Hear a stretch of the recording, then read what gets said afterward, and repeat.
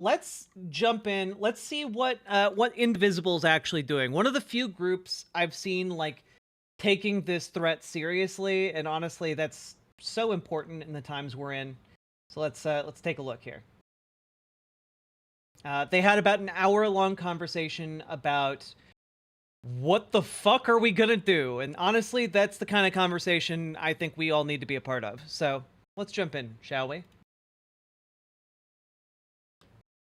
That's recording in progress. We're going to send this out afterwards, so we will be recording. We're going to let people join. We'll give people maybe 90 seconds to get in. But while you're here, let us know. There is a little function that on the right in the text box, it might say Okay, we're gonna skip. you can feel a crescendo building, and it feels really good. I think a lot of folks on Capitol. Oh, the chat box is open. Silver Spring, Maryland is the first. We happen to be calling in from Silver Spring, Maryland now. Here we go from Florida, from Illinois, from Arizona, from Wisconsin, from Maryland. You know, I say this every time, but one of my favorite things about this is Why are these two familiar? We watched another event the other day where they spoke at the end. We also watched an organizing meeting the other day, like a couple days ago with them. So we've been keeping up with Indivisible for this past week. Everybody introducing it, and we have been doing this for 8 years now, y'all. I remember our earliest Facebook Lives. This was an organic feature of the Facebook Lives. People would just start saying, hey, I'm calling in from this area, and you just got this sense that you're not alone, that you are organizing with other folks all across the country, and if we're all doing our part, we're going to have big impact. That's the goal. Also, during those early calls and 8 years ago, we were actually doing them with an iPhone put on top of a trash can. Yeah. So our setup has Marginally improved. Yeah.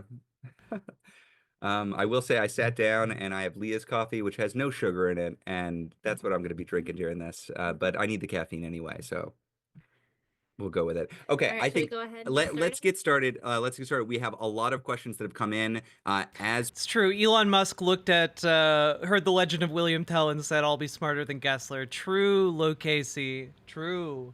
per usual, we're going to run over just why we do these calls, what we're covering here. Wolf But 66, most of thanks this for the is 100 Q&A. So, Leah, do you want to start with housekeeping? housekeeping? Okay. All right, y'all. So again, mostly Q&A. Some of this is going to be live. Some of this was submitted in advance. If you have a question, please use the Q&A feature. You can pop whatever your thoughts are in the general chat, but if you want your question to be answered, use the Q&A feature. It's a button on the and sent out to everyone who read in the chat. We also follow up with we're just monitoring and seeing how it goes. Final note, just noting, this is a really rough time. Emotions are running high. A lot of people are scared. A lot of people are really directly personally impacted, or a lot of people are really fucking angry, under threat right now. All of that is very real. When things are hard, night, we Charlie. can get emotional at each other. We're going to ask folks to really try to keep it respectful and supportive in the chat. We are all in this together. We want to act like we're all in it together. So with that, Ezra, over to you. Great. Just to note, I'm seeing some questions in the chat, but I want to know, we've been trying to use the Q&A feature at the bottom of the Zoom, so you'll see it. This just simplifies our ability to go through quickly. Our goal is to bounce back and forth in between questions that came in ahead of time and questions that are coming live. But if you put it in the chat, I mean, y'all can see the chat. It's just going so fast, it's hard to track, but the Q&A function will help us out. We'll try to take as much as we can. Couple notes. Well, let me just, for folks who are brand new here, welcome. You are a valued member of this movement. We want you here. Thank you for being here. This is a people-powered movement. What we are doing here is trying to build up a force to take on this assault on our democracy. We are organizing where we can with the tools that we've got, identifying the leverage that we have. None of us is going to do this on our own. We are organizing to put pressure where we can put pressure, and together we're making waves, y'all. We're having a big impact. And if you're brand new, I'm Ezra. This is Leah. We're the co-founders of Indivisible. We're also married. If you're like, those co-founders are sitting quite close together, that's because we're married. This is our house. That's where we're Yeah, you're not keeping enough room between you for Jesus. calling in from. Nothing weird going on here. And I do also want to say, just give a little bit of an apology up front. We had made a practice. I will say one thing about this guy. He gives off cool youth pastor vibes. You know, like, if anyone knows what I mean by that, those are the vibes he gives off to me, which I don't know if that's a good thing or a bad thing in this case, but you know, that it just is. Practice of following up after each of these calls with an email the day after with a survey that with all of the resources that we send out and a recording. We had a technical snafu. I promised y'all that last Thursday. We had a technical snafu. It wasn't going to go out until Monday. By Monday, frankly, so many things had occurred that a lot of what we had discussed on Friday was less relevant. I recognize that. I don't like that. Again, it was an accident, and I think we've made some good corrections. So you should expect a follow-up email tomorrow on Friday with a recording of all of this, with a transcript, and we're going to include a survey because we like to get your feedback on how things are going and sometimes on strategic questions that we're. Met Fury, like 4 hours ago, you were in chat being real belligerent, and then when I answered your questions, you shut up for like 4 hours, and now you're back saying stupid shit again. I don't understand. Is whiskey motivating you? Because like I get that. I've had whiskey before. I've had the dark liquor. But like, I don't know, like maybe drink some water, okay? We're wrestling with. So again, apologies. You know, there's a grassroots movement. We're doing it live. We're trying to improve things live. And so there are going to be hiccups along the way, but I appreciate everybody having a lot of grace and building with us. Also, I might be sniffling some. I'm on Dayquil, working through something. Our 2-year-old is working through a cold. It's worked its way to me. Aaliyah is currently okay. We'll see. Yeah, and Sherlock Smoog, I know that like in the original telling of William Tell, you know, he shoots the apple and then he and his son are about to leave, and then the second arrow falls out, and Gessler's like, "What? Huh? What's the noise?" And then they're like, "Well, I had the second arrow to kill you. You know, if I killed my son." And then Gessler's like, "What? Kill them both now!" And so then they flee.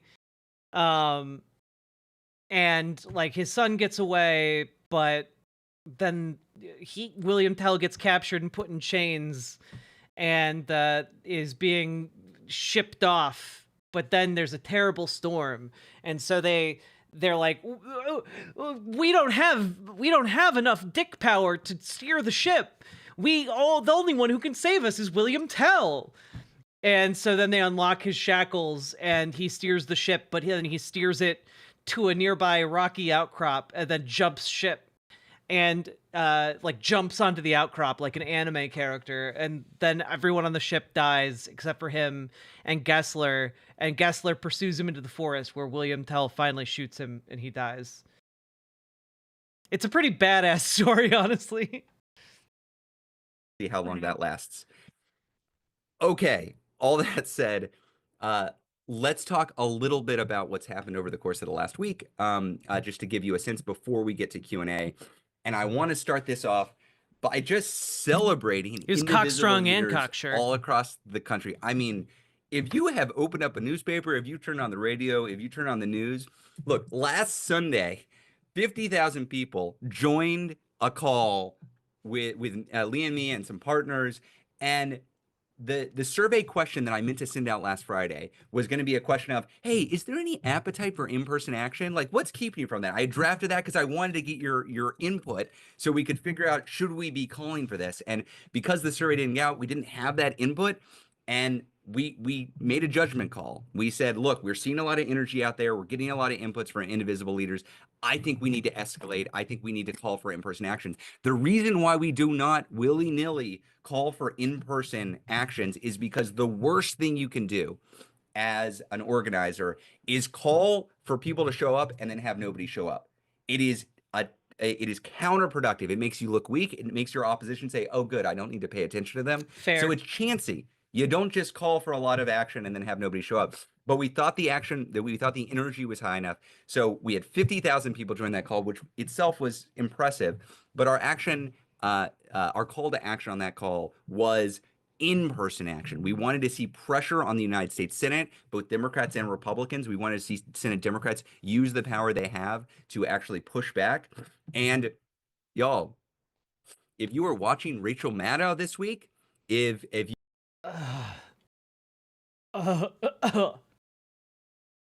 man, god damn it. Libs. It's okay. It's fine. We'll persevere. But like, man, we do have to make common cause with these people. You've, like I said, opened up a newspaper or turned on the radio. You have been seeing coverage of.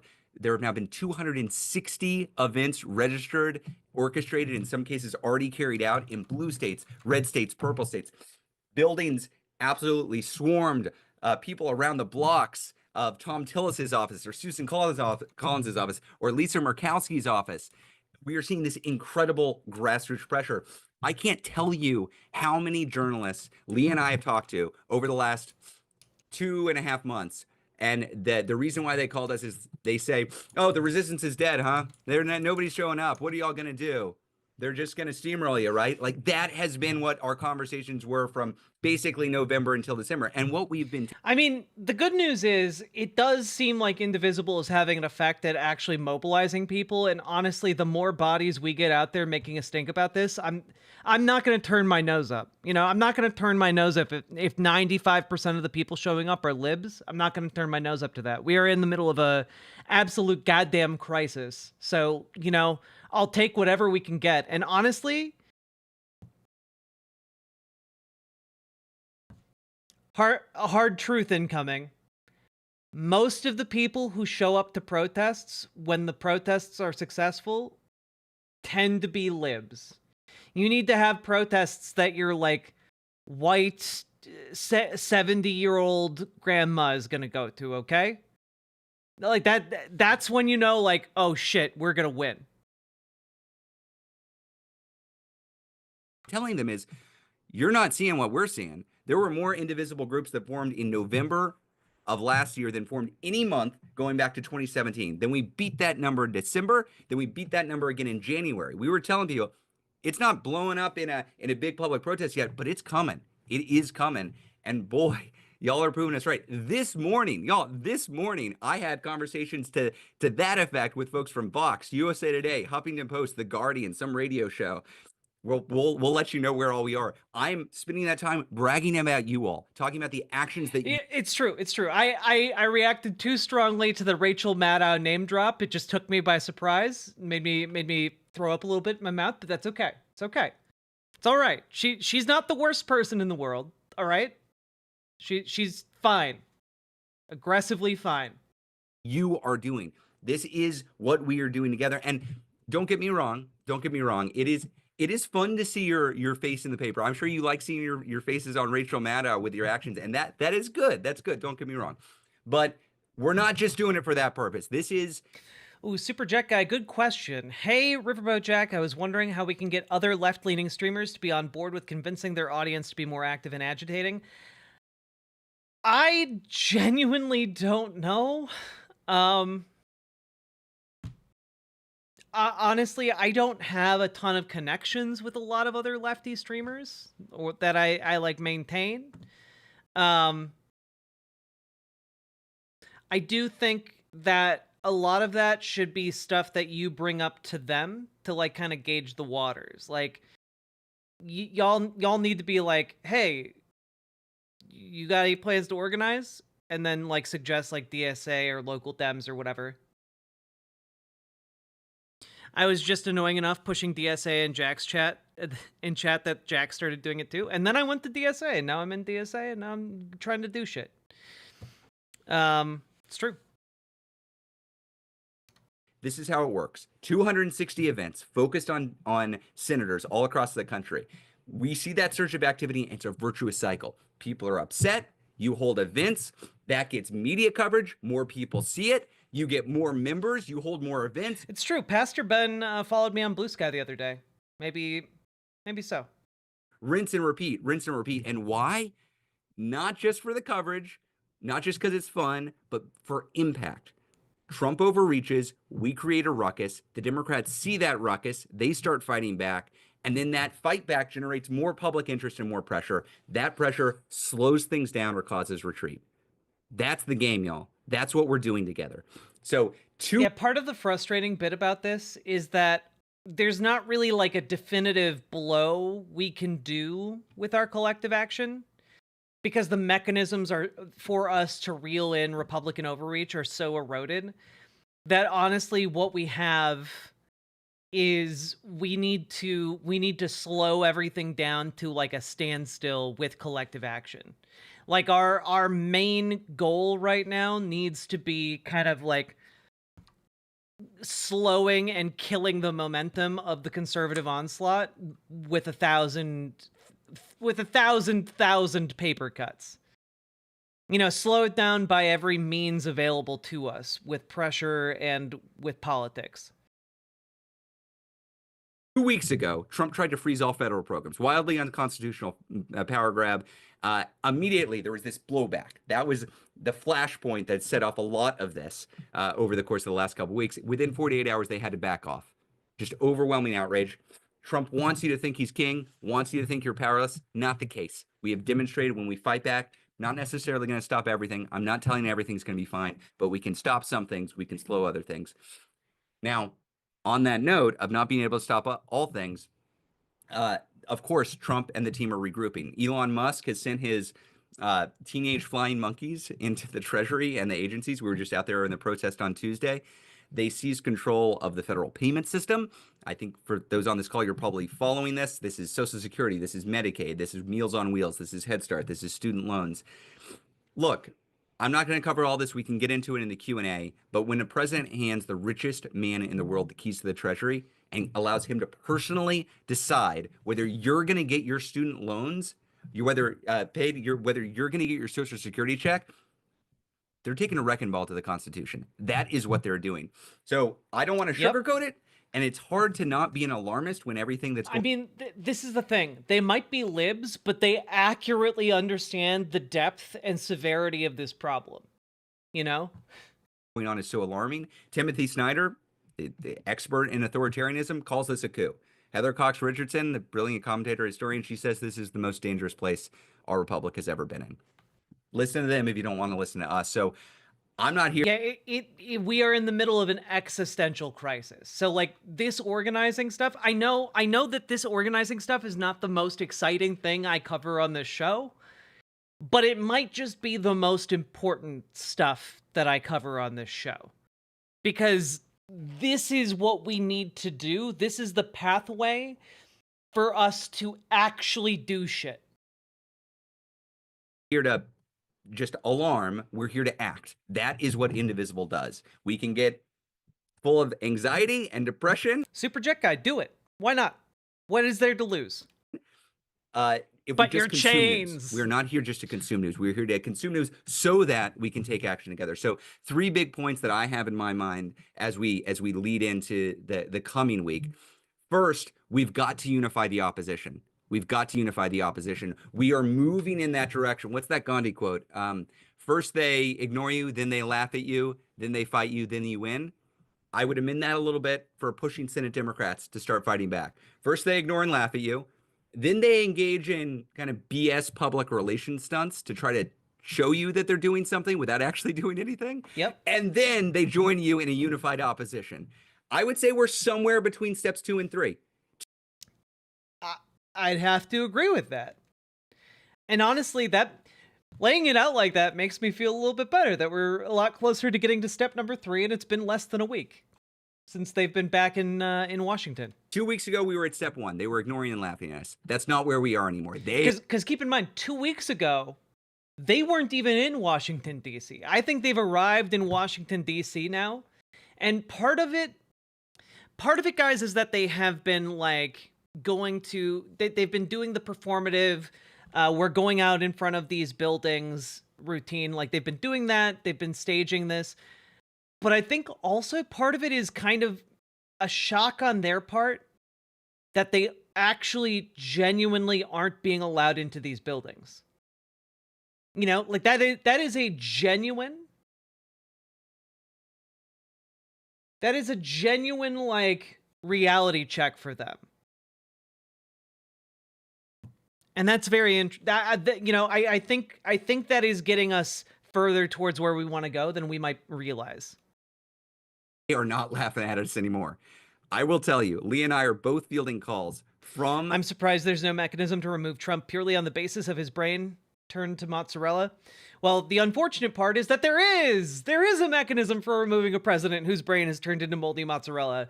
The issue is that that mechanism is controlled by his cabinet, people he appointed, and who are beholden to him for power. Huzzah! Capitol Hill from Democratic members saying, why is everybody yelling at us? What do we need to do? Tell us how to get this to stop. They are listening to you, and that's good. That's how this should work. Our goal is not to yell at Democrats for the next 4 years or the next 2 years or the next 2 months. Our goal is to cheerlead a unified Democratic opposition. That's what we're all building together. That's a long first thing, unifying the opposition. Second thing that we have to do, we got to get loud, and we've got to elevate this sense of crisis. I think I'm doing that with the name of my stream. I think I'm doing it. I'm doing. We gotta build a big tent, motherfuckers. We gotta scream to the heavens and shake the clouds. We are doing that all over the country right now. Keep in mind, we've got a couple 3,000 people on this call now. Most of the people, most of the time, are not paying attention. That's just life. That's just how this works. It is up to all of us to welcome new people in when they lift their head up and say, oh my gosh, he's coming after Head Start. Oh my gosh, he's coming after our Social Security payment. Oh my gosh, they're shutting down the government.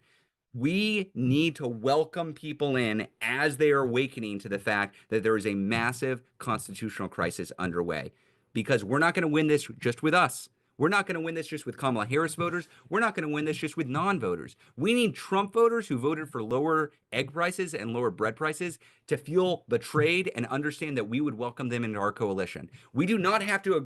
I understand what he's going for here, and let me try and parse a little bit what he means here, because we need Democrats and we need people who don't vote to help make us think about this, right?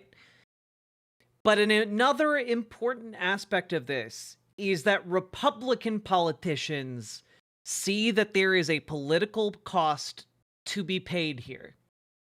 And that is unfortunately not something that Democratic voters or people who don't generally vote are necessarily capable of demonstrating en masse. So I understand why he's going with we need Republican voters. I get it. Disaffected GOPers are going to be very effective at communicating to their elected representatives.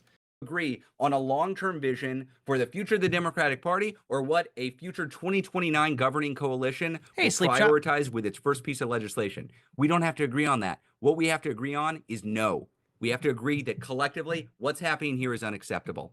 Yeah, there's a great, if you're having trouble kind of understanding this, a really good explanation of how coalitions to achieve a common cause need to work is actually in the television show Andor.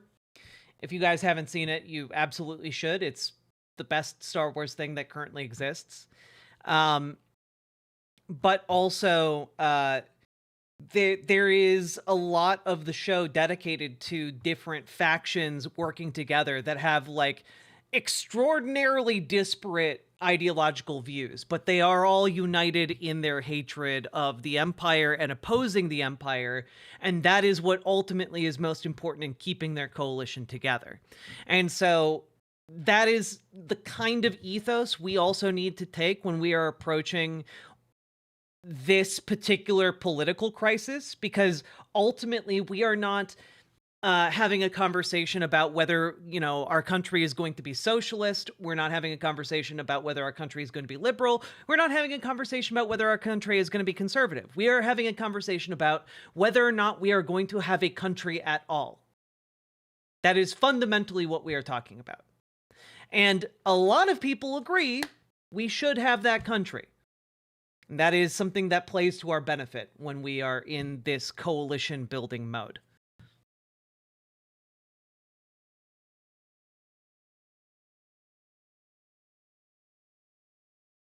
So getting loud and welcoming new people into our coalition, this is how we start building the coalition that breaks their hold on power.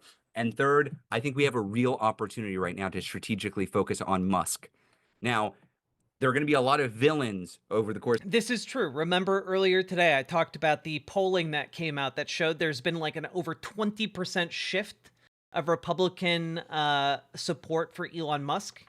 And that is only to our benefit. Focusing on the rift between Musk and Trump is going to be very beneficial. Because also a lot of Republicans tie Donald Trump and Elon Musk together. It's helpful. In the coming days and coming weeks, people like Russell Vogt, the human embodiment of Project 2025, obviously Donald Trump himself, J.D. Vance.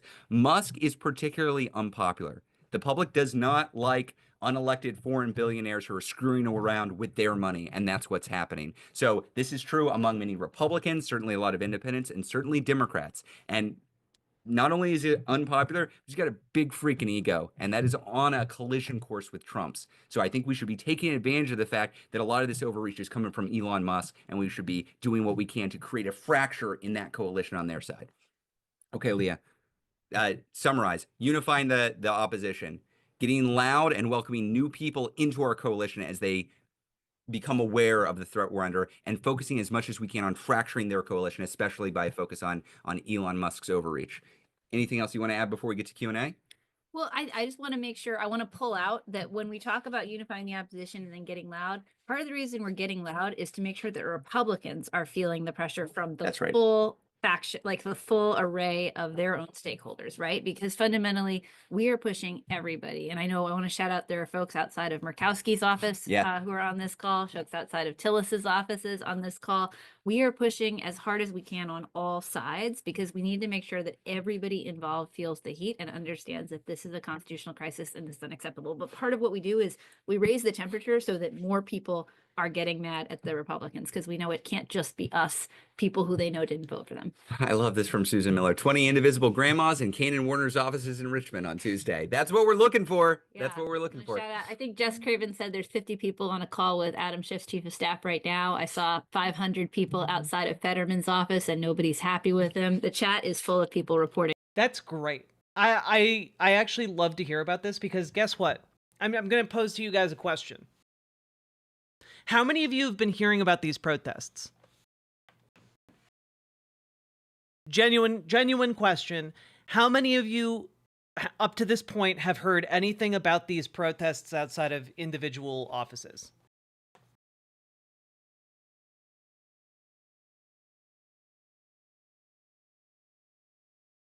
Sorta, kinda, a little, nada, only on Reddit. Only from streamers.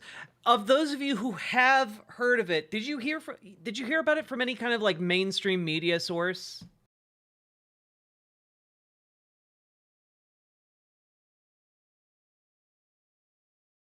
Cuz like I feel like the coverage of these individual, of course not, no, MSNBC did? Maddow? Okay, Rachel Maddow did. Okay, second Maddow reference. Yeah, like the coverage of these protests is almost non-existent in the mainstream media. It's crazy.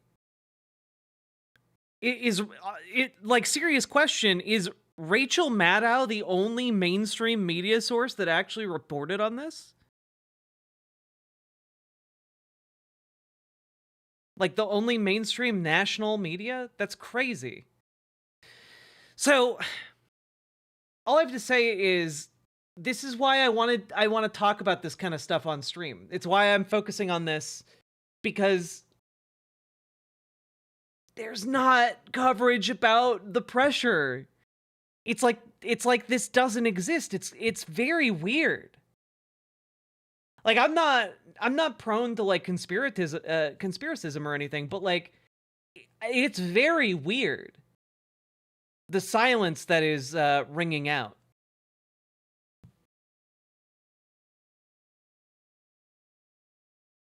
Back, so there's a lot of people who've been leading these actions going on here. And I love a report back. Please get pictures. Please get video. The way we're able to get you on Rachel Maddow at night, or the way we're able to get you in the New York Times or the Post, or the way your local paper is Well, that explains this. The only reason people are finding out about these protests and like the pressure campaign is because of this org. That's why he name dropped Rachel Maddow at the beginning. God damn it. Able to cover you is you've created a good visual. Those are important. So please, I love hearing it in the chat, but also elevate it on social media. Let us know. Let us help elevate it for you. Okay, I think we actually covered all that pretty quickly, and we've got a lot of time for Q&A. Sometimes that takes a bit longer, but we've got so many questions. Why don't we jump into it? Oh, I welcome feedback. We used to call this bracing for impact. We have braced. The impact is here. We've started calling it "What's the Plan" with Leah and Ezra. Welcome feedback on the title. We'll follow up on that. But let's get into the first questions. First questions were around taking action. Sue from Minnesota asked, "What is the number one action we should take today?" Leah, what do you tell Sue? I wonder if I'm related to this Sue. Could be. Contact your local elected or your representatives. So fundamentally, if you have not contacted your senators about every upcoming nominee, if you have not contacted your House of Representatives member, tell them that you are incredibly alarmed about everything that is happening and you want to see action, do that. It's the number one thing. I know it sounds simple. I know it can sometimes sound a little like not enough with the scope of the crisis, but everything actually depends. Like the first thing that we have to do in order to drive action is just get in touch with our elected officials. That's right. We'll get into some specifics too, because I saw some questions that came in. But what if I have a Democrat? What if they're doing the right thing? What if I have a Republican? We'll get into that later in the Q&A because I saw those coming up. Sandra in Pennsylvania, in your opinion, might actions focused on local politics be more or less crucial than Washington, D.C. at this particular time? I think we're in an all of the above situation. I think local actions, everyone at every level across the country who is in elected office right now is making decisions about how they orient in response to this government, how they are handling the threat that local grants or local programs are going to be yanked away at any moment, how they are handling federal incursions and attacks, how they are handling it if ICE attempts to enter a church or a school in their area. And so organizing to push your elected officials locally around what they actually control in this moment, yes, super important. And organize while also organizing to push your federal representatives. That's right. We put out a new Indivisible guide, a guide to democracy on the brink. Free Google Doc. Feel free to take it, amend it, make it your own. But we put that out a week after the election, and I think one of the main points that we tried to make in that guide compared to the guide 8 years ago was uh, encouraging folks to not just focus on Congress. Your leverage might be with Congress, and we're in a moment right now where there is a lot of leverage to be had with Congress, but your leverage might be with your city council person or your mayor or your state senator. I can't tell you that. You're smart. You're paying attention. You've got a group of folks together. Identify where that leverage is and focus there. Not everybody has to do the same thing. There are plenty of indivisible groups that are fully focused on state policy. That's cool. That works. Question from Judy in Maryland. Hi, Judy from Maryland. I am doom scrolling the constant stream of news coming from the White House, Elon Musk, Marco. Super Jet Guy, don't rely on someone more charismatic than you. Just do it yourself. You got this. Rubio, I'm immobilized. 2 exclamation points. Help. Leah? Stop doing that. Sorry. That's my honest advice is, look, part of what we know about this moment is that they are seeking to overwhelm. And so if you are mostly focusing on the doom scrolling instead of identifying concrete actions that you can take locally that have an impact, you are playing into their strategy. Yeah, this is honestly maybe the most important piece of advice. Genuinely. If you are getting overwhelmed by the news to the point you are feeling apathetic or incapable of taking action, you need to recognize that about yourself, and you need to pull yourself away from the temptation to doom scroll. If you need to, move the app off your home screen or something. Like you gotta stop. It's bad for you. All right? And if the doom scrolling is making you unable to function, stop. It is bad for you. You are hurting yourself. You are harming yourself. Stop. because they want that exact reaction. They want you to feel like you are against an overwhelming power. They want you to feel like you are insignificant. They want you to feel like you can't accomplish anything. They want you to feel like you got nothing left worthwhile to give, and that apathy is their tool. It is what they are trying to cultivate in you. It's one of the reasons I come down really hard against doomering, you know? You can doomer every once in a while for a treat. But don't make it a habit, because it will consume you and it will destroy you. You are not alone and you are not powerless.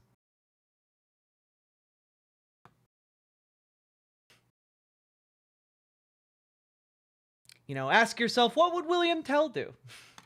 I want to just reiterate, I think I've said this a few times, it does not, following everything that is happening in enormous detail right now does not make you a better person. What is going to matter, what is ultimately going to give you a sense of agency? Celestial, exactly. I'm just going to read your comment out. Not going to lie, Riverboat Jack, my local leftists are sitting around doom posting online while Indivisible's getting the fuck out.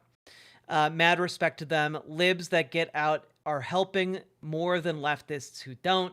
Yes. Which is why, by the way, I value you lefties in my community who actually do shit. You know? I value that.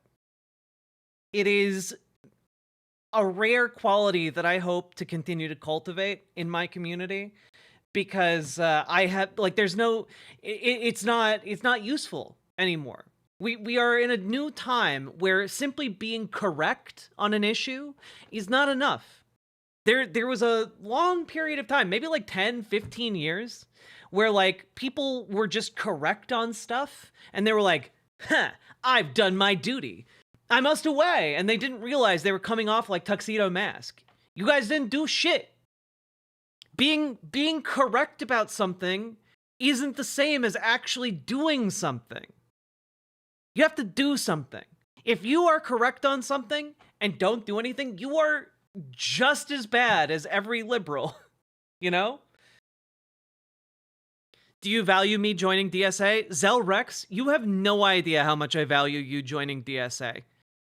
Like, join DSA, go to the meetings, participate, and better your local communities. That is what, at the core of what I want people to do, you know? I want you to go out there with the knowledge I give you so that you guys can make your local communities better. It's not enough for me to just say, oh, we should bring back postal banking. The people who are going to get back the postal banking are you guys. You know? Through your advocacy and support of ideas like that, through your local activism, that's what gets this stuff made into reality. So pick something and do it. Is figuring out what action you can take locally that will happen. You're very welcome, Mr. Malachite. Great. Moira from Virginia says, Is liberal not left? Liberal is left, but there are cooler leftist ideologies to have. Because, for example, I'm a socialist, and I make no secret about it. I just think workers deserve to, democratically own their workplaces and operate their workplaces. Because I think it's weird that we live in a country that supposedly values democracy while, we spend a vast chunk of our lives in organizations that are run essentially by petty tyrants, your bosses, your CEOs. And I think that's wrong. I think that's bad. And all of the data I've ever seen on any kind of democratic co-op situation indicates that like the workers there are paid more, they have more agency, they're happier, and their democratic nature means that they stay local. They put down roots. They don't just up and offshore jobs. Because of the democratic nature of the organization, they tend to pay their taxes as opposed to, dodging them in the Cayman Islands. And just like on so many different levels, it seems to be a superior way to more ethically have businesses, you know? And so I think that we can't rely on the accumulation of capital to remain benign, which is kind of what liberalism tends to do, right? Like liberals tend to be like, well, I believe in civil rights and democracy and strong protections against like the overreach of corporations, but the issue is the corporations are still run by petty tyrants. And if you allow a petty tyrant to accumulate enough capital, which is how the entire system of capitalism tends to do, it consolidates wealth. And eventually you're going to have a petty tyrant who has the money to be a tyrant. That's exactly how we get Elon Musk, you know? And additionally, you might be like, well, we'll just put restrictions, we'll put the protections for consumers and stuff into effect. And the issue is, we had a New Deal. Like the New Deal was that, right, under FDR. But then we had like a century of people consolidating enough capital to buy political favors and undermine all of those protections. And one by one, they got repealed and replaced with more business-friendly ideas. And ultimately, that is currently the crisis threatening to destroy the country and rip it apart. Do you consider yourself a Marxist? I suppose so, yeah. I think Karl Marx had some good ideas. And like Karl Marx was mostly all about identifying how capitalism functions. You know, there's a reason why a lot of economists tend to learn some of Marx. It's because he had very accurate ideas of how capital works.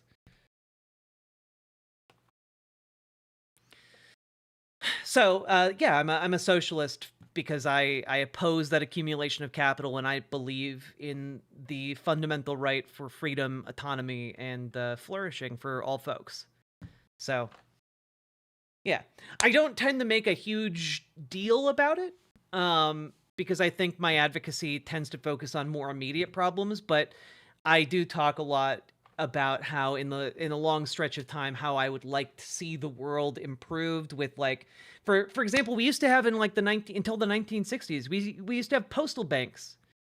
And if you don't know what those are, like postal banking was essentially every single post office in America could function as a bank.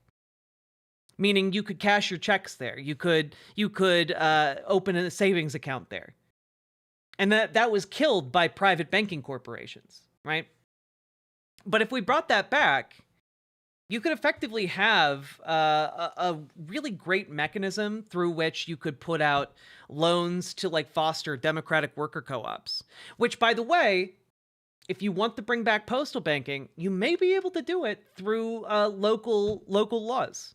You could maybe create a postal bank in your local area. And that would be really cool because one of the things that postal banks can do, they can offer incentives to loan out money to prospective democratic worker co-op startups, which benefits your local community because they stay local and tend to be more successful. They survive adverse economic conditions better. Yeah, credit unions are pretty all right, but I would love postal banking specifically because everyone in America is supposed to live close enough to a bank in order to get their mail, and or close enough to a post office in order to get their mail, and that would then mean everyone in America would live close enough to a bank. And because there are some areas of the country where you are not close to a bank, you got to drive 4 hours if you want to cash that check.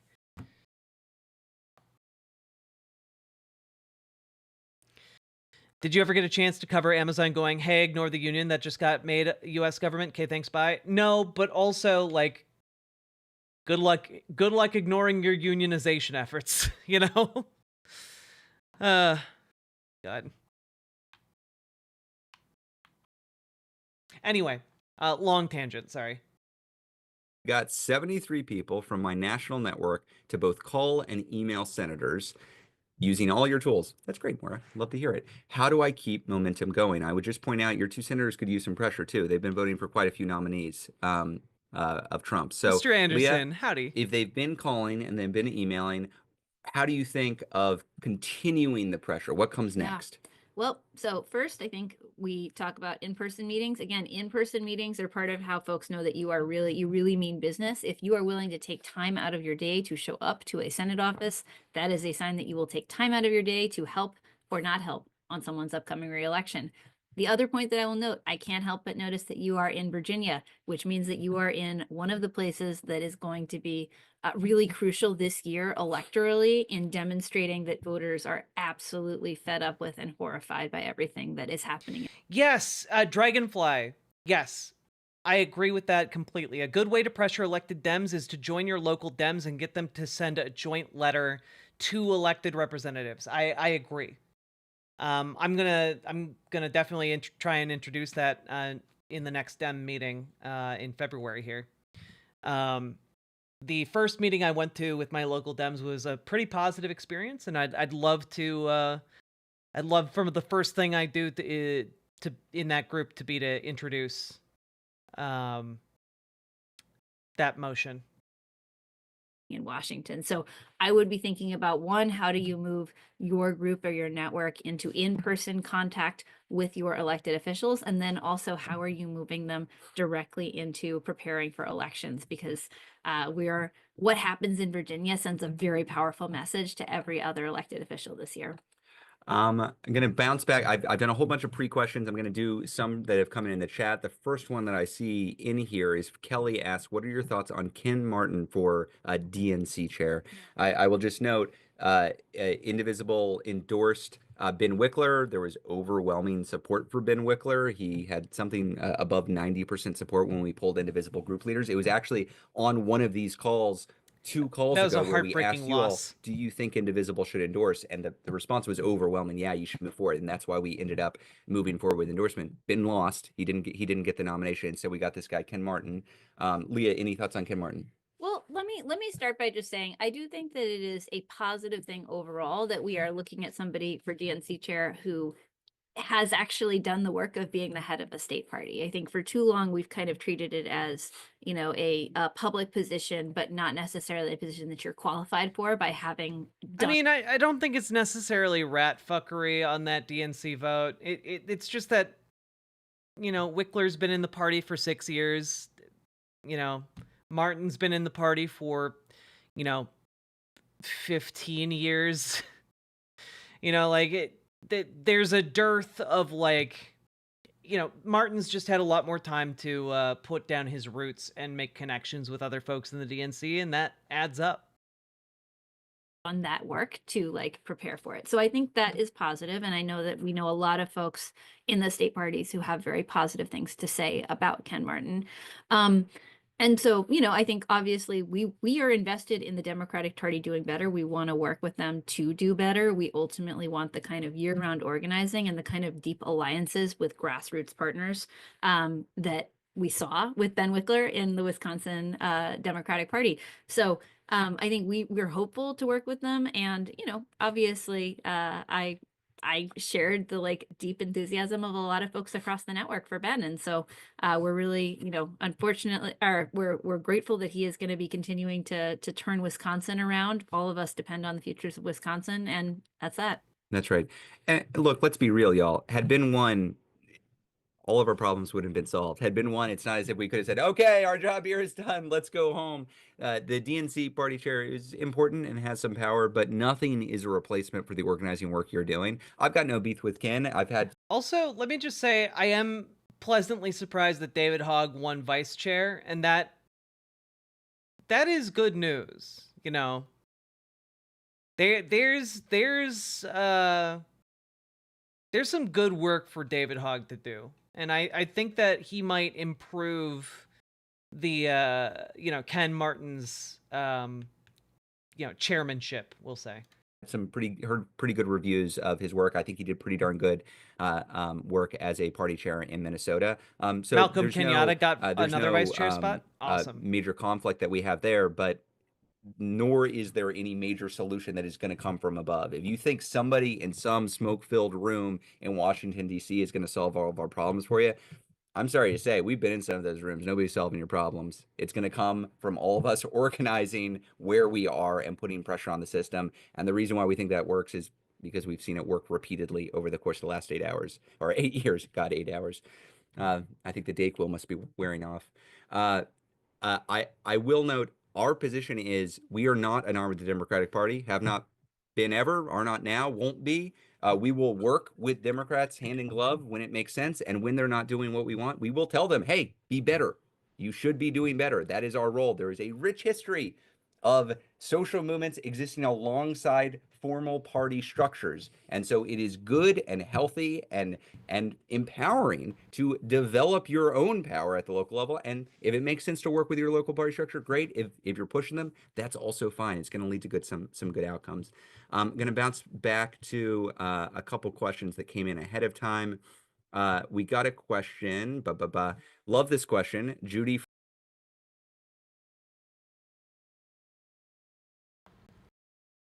Well, Brassman, if Dems had gone with seniority, Martin O'Malley would have won. So Ken Martin is kind of like a compromise candidate the DNC went with. And Martin O'Malley is not active necessarily. He's been active in the Democratic Party, not so much within the DNC, if you know the distinction. And so, like, Ken Martin has been active in the DNC for a lot longer than Ben Wickler has. And it just comes down to the fact that, like, Ken Martin had more connections with folks in the DNC among the voting group that voted for his chairmanship. That's really what it boils down to. It's not like, oh, it's his turn. It's less that and more people know him and are familiar with his politics and think he would do a good job. From Minnesota asked, how much good do petitions do? You want to take it? You know, I have a soft spot in my heart for railing against petitions. I will say the original Indivisible Guide was launched with a then Twitter thread in which I said, look, petitions aren't enough. We actually got to organize and do more. That was the idea behind the Indivisible Guide. I would say online petitions without any kind of action attached to them. And that's key. I want to underline with it. Without any kind of action attached to them, online petitions are generally used to harvest your email address and cell phone numbers so that some entity can ask you for money. I want you to absorb that. If you think you are having impact by signing an online petition, I want you to know probably what you're doing is getting more calls and emails to ask you for money. Now, there are ways to use petitions that are impactful. For instance, gather 100,000 petitions, get them all printed out in some kind of visible way, deliver them to the elected official. You can construct actions that are effective. But if all you're doing all day is signing petitions and thinking you're doing the Lord's work, you're just going to be asked for a lot of money from folks, and then your email address and cell phone number is probably going to be sold to other organizations that are also going to ask you for money. So it can be part of a tool set that we use. I wouldn't reject it out of hand in all circumstances, but I would take with you, I would bring a healthy dose of skepticism to that tactic, unless it's attached to something more meaningful. I would add a couple of additional like qualifications. I think sometimes people do use petitions to get a lot of people in order to move them into That's right. higher order That's great. action, right? And so like it's not that the problem is if you think that's the end of your contribution, not that like you should never sign anything ever. And then the other thing is corporate petitions, I think can be a really effective. Yeah, good point. Or more generally, like it depends who the target is, right? Like this, I think we don't do petitions to like the Supreme Court because we think that they are not a super good, not going to be particularly swayed by that. But a bunch of petitions to a very local person might freak them out. And so, just thinking about like who is the target, what is the strategy of the campaign, how does it layer in, is really important for assessing whether it's actually a useful tactic. But in general, I would say do not let your action end with petitions. Good deal. We got a ton of questions. I have a whole set of questions about Musk. So Leah, I'm just going to read a couple, and I think we should just reflect on this in some way and try to answer all of them. So Catherine from New Jersey said, is there anything we can do to stop Musk? Accessing social security servers, controlling hiring, etc. Mark from Nevada, Elon Musk is a new type and magnitude of threat. He is not an elected official. What types of action would be most effective? Christine. Oh man, Dragonfly, if AOC primaries Chuck Schumer, that will be so good. I don't think he's going to be able to withstand that. In Illinois, what can we do about the disruption of foreign aid? Nancy from Connecticut, are there grounds yet for impeaching Trump? How to stop Elon Musk? Oh, there are so many grounds for impeaching Donald Trump at this point, but none of them, like, you can impeach him all day, every day. It's not going to do anything because there are no votes. There are no votes for it. Ellen from New York, is Doge actually a real government agency? Does it have a budget? Is it authorized at all? Are you getting a flavor for what's here? Like, what the hell is Yeah, going on here? exactly. Do you want to reflect a little bit and how we're approaching the Musk issue? Yeah, sure. So let me just say, first of all, there are a lot of like very valid questions about why is something not being done about this, and we agree with all of those questions. And also the answer to a lot of them is some version of we are in constitutional Calvin Ball territory. And Calvin Ball, for those who are not, Huge Calvin and Hobbes fan. Calvin and Hobbes fans, is like a game in which the rules are constantly being like remade up. And I think the only rule is you can't do the same thing twice. Point being, there is kind of like, what are the rules on paper? What is the Constitution on paper? And then there is who is actually enforcing and charged with enforcing and acting on those rules right now, and how are they behaving? The president, we could spend the rest of today talking about the unconstitutional and illegal things that have happened, all of them over the last 2.5 weeks, 3.5 weeks. I've been spending the last 5 hours talking about that. And we would run out of time. It's a lot.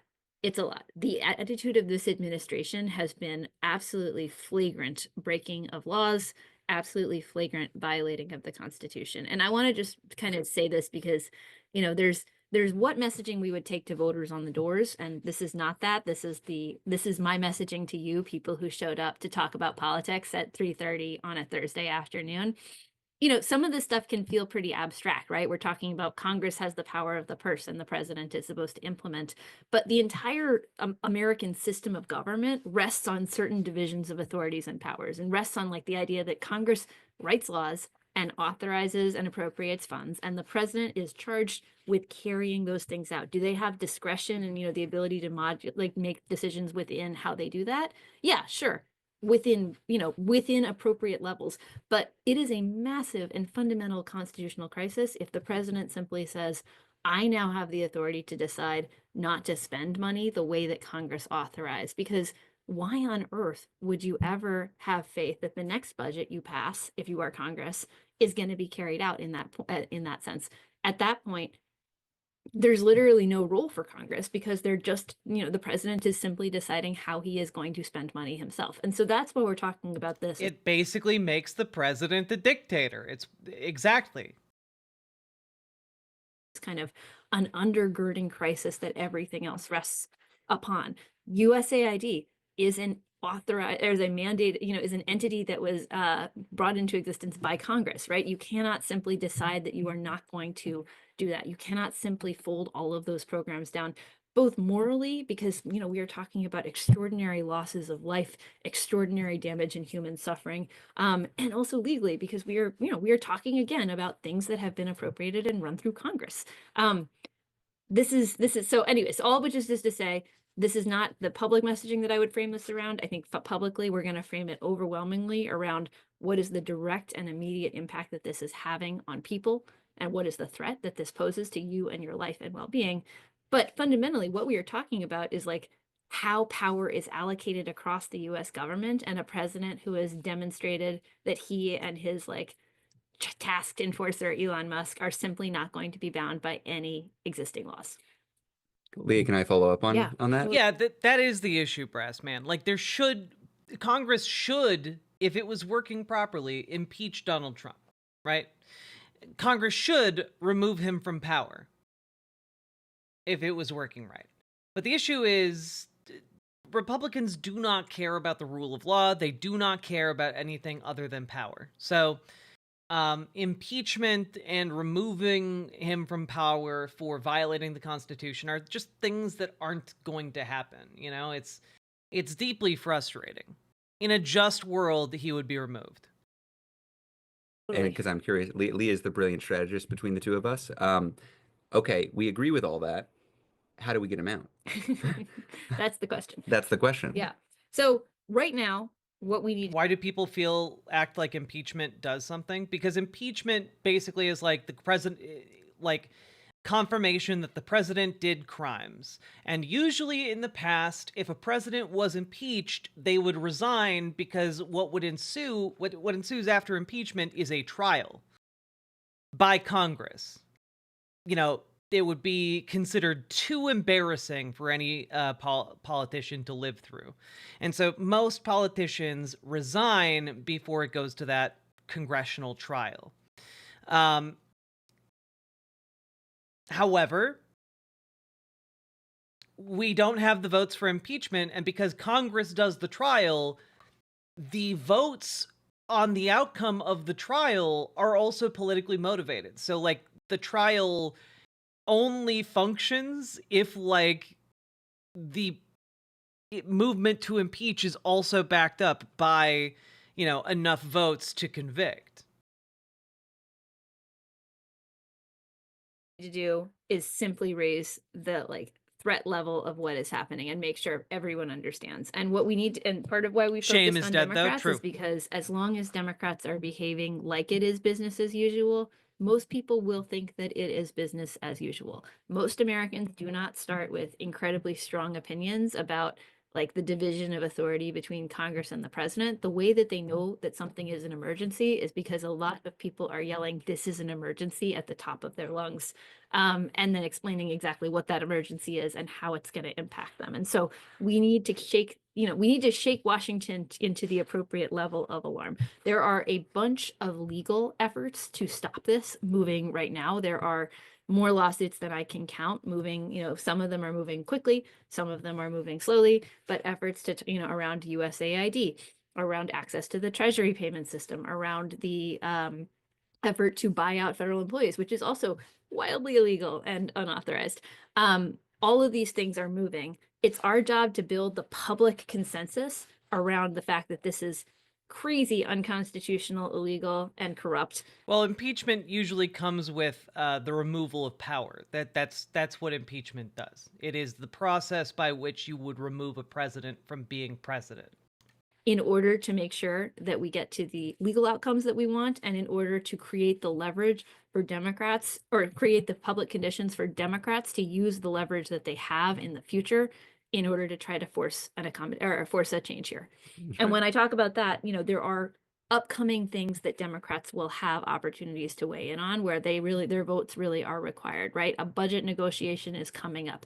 Debt ceiling limits are coming up. So there's a lot that depends on unifying the Democratic opposition. I saw this question and I was like, oh, I'm going to ask that question. I was like, oh, look who asked that question, Jessica Craven. Great to have Jessica Craven ask. For folks who aren't familiar, incredible leader in the movement. I was just seeing one of her actions and really great visuals coming out of there. If you're not following her on TikTok or Blue Sky or elsewhere, please do. Really great insights. But she asked, when are we going to call for a new minority leader? And we're getting a lot of questions to this effect. We're at folks asking, where is Chuck Schumer? I just did an event with Leah and a lot of partners over at the Treasury building. This was an event that we called for on Sunday night when we called. Yeah, but the issue, Olympians, is that our system has functioned with like honorable gentlemen's agreements for like 2.5 centuries before we got to someone who was like, what if we just didn't do those, though? What if we just ignored those? Because they're not technically the law. And that's kind of where we're at. Called for it. Leah was working behind the scenes to make sure that we could call for it. We did. At that point, no members of Congress. That's a shit system? Yup. But it's the one we got. We're signed up to come and speak. Nobody actually wanted to come and speak, and we got some pushback for it. Within 24 hours, members of Congress were knocking down our door. Can we get 2 minutes? Can I get 2 minutes? I'd like 2 minutes at this rally. We had 31 senators and representatives actually come and speak at this rally, including none other than Chuck Schumer, who came and spoke. Actually, I do want to give some credit to Maxwell Frost. Yes. Maxwell Frost, early on, I think he's partly responsible for... Maxwell Frost is one of the few lawmakers who's actually understood that this shit is important. Building the momentum. He was able to recruit a lot of his colleagues, and he did great work. Frost, Jasmine Crockett also... Indeed. Really important first movers there. That's right. But so Chuck Schumer gets in and he gives his speech to the crowd and tries to rile them up. And he tries to lead a chant, something to the effect of fight, fight, fight, or we're going to fight back. We're going to win. And the crowd responds, shut down the Senate, shut down the Senate. And when I followed and closed out the event, I That was brought good. this up, that it is, it's great to have the Senate Minority Leader there. We're not looking for speeches. That's not what we want. We're looking for action. We're looking for action. Talk is cheap. Chants are cheap. The Senate Minority Leader and the Senate Democrats have power they can use. And my message to them is pretend you are Mitch McConnell in the minority and then do what he would do. Because we know that the Republicans, when they're in the minority, use the tools of the minority to stop, or if they can't stop, slow things down. And that's what we're asking them to do. So I understand the frustration with the Senate Minority Leader and Senate and House leadership overall. One thing I will say, though, and this is not an excuse for Schumer, but Schumer is Minority Leader of a caucus of Democrats. And if you see Schumer taking action that you don't like, or you see him not taking action that you would like him to take, part of that could be that Schumer's not whipping the votes. He's not actually exercising the leadership potential available to him. But part of it is that he's going to be hearing from members of his own caucus that they don't want him to do that. On the same day as that rally, when we had a couple thousand people outside of Treasury, and when there were all these members of Congress trying to fire up the crowd, saying, we're going to fight back, 22 Senate Democrats voted to confirm yet another Trump nominee. Forget slowing down the Senate. They're voting for this guy's nominees.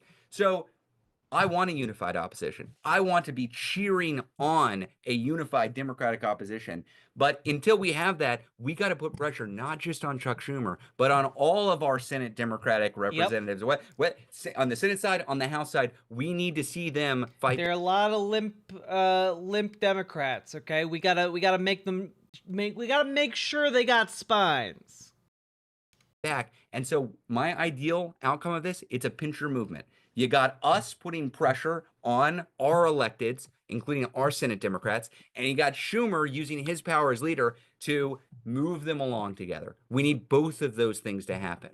And look, if Schumer isn't up to the job, I'm open to whoever is up to the job to lead this. But we've got to put the pressure on them now to demonstrate there is demand. And this is why I'm thrilled. I'm inspired by the 260 actions all over the country at Democratic offices, at Republican offices. What I hear from senior staff on the inside, including from people who work for some of these senators who continue to vote for nominees, is, look, Ezra, you got to raise the temperature on us if you want us to vote against it. You got to raise the temperature. Yeah. Let's listen to him, y'all. Let's raise the temperature. And I do think that there have been a few articles coming out so far along the line of primary every Democrat. Those articles are really effective, guys. They're really effective. They've been doing the rounds among staffers. That's what we got to do. Okay, let's continue forward. Love that question, Jessica. Please keep on coming. Let's keep on talking, keep on strategizing. Let's move forward some on, we had a whole set of questions on Dim's posture. Let's see which ones of these are still relevant after my rant there. Dana from New York says, it feels like when the GOP had the minority in Congress, they still found ways to obstruct, slow things down. Why aren't we? I will just briefly say, Lee and I were both Capitol Hill staffers. We both worked for progressive members of the House in 2009, back when we had a Democratic trifecta. And Obama came in, and he got a huge majority of the popular vote. He had a huge majority in the House. He had 60 votes in the Senate, so a much larger majority than Republicans have now in the Senate. And you know what Mitch McConnell didn't say? Mitch McConnell, leading the minority back in 2009, he never said these words. I'm in the minority. What do you expect me to do? Never said that. He never said, I'm powerless. What do you want me to do? No. Mitch McConnell and the Senate Republicans circulated a memo detailing, it's a 3-page memo, I'll send it around, detailing all of the tools that the Senate minority has to slow down the business of the Senate. That's what Mitch McConnell did in the minority. So you are absolutely right. Donald Trump wants you to feel powerless. Many Senate Democrats want you to think that they're powerless. Neither of those things is true. You have power if you... Yep. I've been telling you guys, the political parties that be want you to feel like you are not important, that you are not powerful, and they want you to be uninvolved. They want you to be apathetic. They definitely want you to turn out to vote like every 2 to 4 years, but generally they want you to be pretty passive and apathetic, largely because they mostly just want to talk to their big money donors and not you. They don't most of these politicians, left and right, just want to make a few phone calls to a few rich people instead of, having to actually appeal to working class stiffs like you and me. Organize. The Senate Democrats have power if they choose to use it. We've got to organize to convince them to use their power, and then we're all going to be happy. The one other thing I want to add here, so I want to shout out like an example, and the next question is give us some examples of people who are doing a good job. And I just Great. want to Yeah. shout out an example. Like yesterday, Reps Judy Chu and Gwen Moore saw that there was a meeting going on between Mike Johnson and Secretary of the Treasury Bessent, and they just barged on in and they said, "Hey, we can't get answers. We're not able to do our oversight duty." That's great. I hadn't heard about this. This is a major improvement. I would love to see this story plastered all over every news outlet. So we're coming to your meeting. Now, I personally cannot tell you when the Secretary of Treasury is going to be on the Hill and say, hey, everyone, go try to show up to this meeting at this time. But what we can all kind of do is say, hey, members of Congress, we want to see you fighting, raise the temperature, figure out how you can. And then when they see those opportunities, they take them, right? And so it's kind of this cycle of us doing the work to try and emphasize that we will have their backs if they are brave, if they are fighters, if they are champions, if they seize those opportunities when they come up, and then them being creative about what do they find, what are the ways in which they escalate. And actually, on that note, let's shower some love on a few members. So we talked about Maxwell Frost. We talked about Crockett. We've talked about Brian Schatz, I saw come up in the chat. He was the first of any senator to say, I'm going to put a hold on any State Department nominee. I'm going to use my power to object to unanimous consent and make it very painful for you to move forward, to raise attention. That's the first one to do that. Chris Murphy's doing a great job. Well, so Lisa Blunt Rochester was the first senator to say, I'm going to oppose all nominees, blanket opposition. Then Chris Murphy at our event on Tuesday announced the same thing. So we are seeing moves in the right direction. If you happen to be represented by any of those senators, let them know you appreciate them. We cannot just be using sticks. We want carrots too. We want to give incentives to do the right thing, because ideally we are all on the same side here. We are all cheerleading each other on. My goal is not, as we said, our goal is not to be in this fractured position that we exist. Our goal is to build a unified opposition. We are getting there. We are getting there. We're not there yet, but we are getting there. And part of getting there means celebrating the folks who are coming over to our side and 100%. Welcoming them with open arms. And appreciating champions. That's right. Okay, Janet. Let's try and cover a few other conversations as well, because I know there's more on local organizing, contacting our reps. Okay, so what we can skip to contacting our representatives. Petra from New York said, well, we'll correct this, but said, you say phone calls are the gold standards. I have not yet, to not get an answering machine. Oh, I've yet to not get an answering machine, right, from my senators. Why aren't emails better? Let's talk about the medium. Like, the message is important, but the medium, how we're contacting our members of Congress. Phone calls versus emails versus op-eds versus in-person visits versus everything. Wait a minute, but all your Dem reps are being so milquetoast. That's good. That means you can influence them to have the spine. You can do the work. You can do the good work. We need to influence them the most. Let's do it. Yeah, can you talk about what works? Yeah, sure, absolutely. First, I just want to shout out that we have heard from multiple sources across the Senate and House that part of the reason you might be having trouble getting through is because there are absolutely record numbers of calls flooding the systems right now. Yes, I think Lisa Murkowski said something about, the volume being literally such that people are not getting through to her office. 40 times the typical number of calls to Lisa Murkowski's office. Right, exactly. That's child shit. All right? We need 100 times. We need 100 times the usual volume of calls, okay? If we need that. Like, I know it sounds kind of like tee-hee, haha, I'm being facetious. I'm not. We need literally 100 times more to emphasize to these people the severity of the problem. There may have been another time in her life where she's gotten this volume of calls. We need it to be such that it is exceptional. that it is like, holy shit, no one, no, this is the first time we've ever seen this many calls to a congressional office. That's what we need to see. Exactly. So, so first of all, good job, everybody.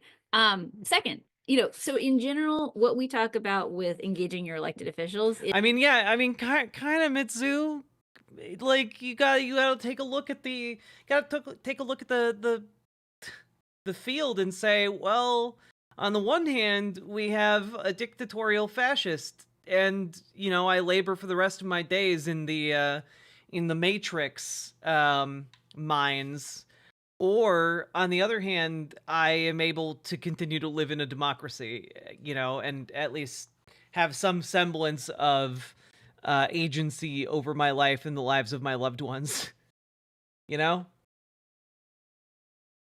And in order to get that better outcome, we got to make some phone calls. We got to show up at some offices, is that the more effort you're putting in, the more seriously they know how to take it. And then Yeah. there are also specific parts about how calls and emails are recorded within an office that make calls kind of your simplest and best mechanism for feedback. So when you call, you are talking to a person, they are hooked into a computer system, they are literally recording what issue you called about and whether you are a yay or a nay on it in a very like 1990s style computer system. And they're taking down your address so that they can verify that you're a constituent. If you're not a constituent, they are going to say thank you and they're going to hang up and they're not going to record any of that at all. So don't call people who are not your elected officials. So that's how a call works. Emails, they will also try to verify that you are a constituent, but it's kind of up to every individual office how often those are processed, whether they are effectively processed into the tally, et cetera, et cetera. Calling is your simplest and cleanest option. And again, it's a kind of like ladder of escalation. The more effort you put into telling them how much you care about something, the more seriously they know how to take it. That's why we talk about escalating to in-person events and in-person visits. That helps them understand that we mean business. I think part of the advantage of having this discussion is just to kind of be nerd out as former congressional staffers and give you like a peek behind the curtain. So just to give you a little bit more sense of how this plays out, when I joined, we started working on Capitol Hill when I was like 23 years old. I was a junior legislative staffer, and one of my roles was to categorize emails that were coming in, and you would batch those emails. We got 50 emails on the energy secretary. We got 100 emails on HR 32, whatever it is. You batch those all. As the junior staffer, you draft the response. You get that response cleared by one of your higher ups, and then you click send and send it to all those people who called in, all right, so who emailed in. All of those people exist in that system and are coded. They wrote in about X issue. They care about energy. They care about animal rights. They care about whatever it is. The difference between that and calls is partly emotional. When you are in an office and the phones are just ringing off the hook, you have this sense of a deluge coming at you. It's just overwhelming. It's like ring, ring, ring. All 10 lines are used up. As soon as you hang up, that line is again filled up. It has an impact on the vibes in the office. That's true. Emails, it's just harder to have that impact. You send 1,000 emails and it's the same process. I still batch them. I still click send once. The emails still go out. We do tally those up, don't get me wrong. We will still report to the chief of staff or the legislative director or the member, we got X number of incoming from constituents. So it's not meaningless, but it does have a different impact. It does have a different impact. And this is why Leah says the more effort you put in, probably the more impact it has. Showing up in person, actually surprising the member with how many people are out there, that is real impact there. That actually affects behavior. It's why you see a lot of members scared to hold town halls because they don't want to be put in that position. You're changing their behavior. So all tactics that we've discussed have some value, but one of the reasons why we're pushing for in-person tactics now is because that is simply the gold standard. Nothing is more impactful than that. Demonstrating a large number of constituents care about this issue so much that they're willing to take time out of their day to show up. Leah, another good specific question about kind of tactics. Louise from Massachusetts asks, are Zoom meetings with senators and representatives a good alternative to in-person meetings?